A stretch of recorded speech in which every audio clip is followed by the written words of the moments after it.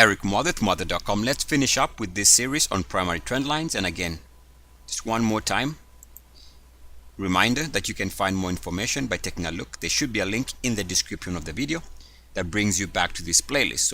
So we can save time. Let's go to the example here. Now we're going to be taking a look at the MACD. Previously we looked at price and then we looked at the RSI. Now we look at the MACD.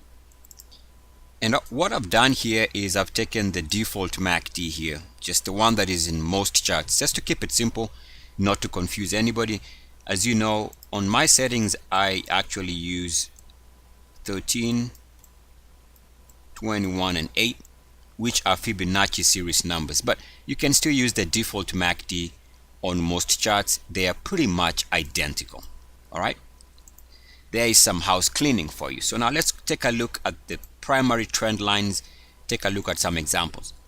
We can see here that the stock does break out above this trend line here in 93, which corresponds with this price entry, and the stock has never been back to that price level again. We can take a look at another trend line here.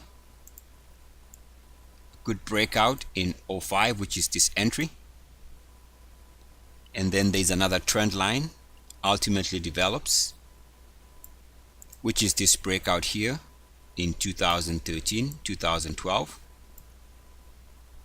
and we can even consider all this to be trend line breakouts to all-time highs, which is that entry right there. There's another trend line breakout. You can either draw it this way for this re-entry, and recently there was another breakout of a trend line here, which is this entry here, which is this movement of the 150s 160 price level before the recent movement higher. So we can see here again another example of how you can use primary trend lines to identify potential situations where a stock is poised to get some energy to the upside. Eric Muathe, Muathe.com. As always, good luck, peace, and blessings. EACS.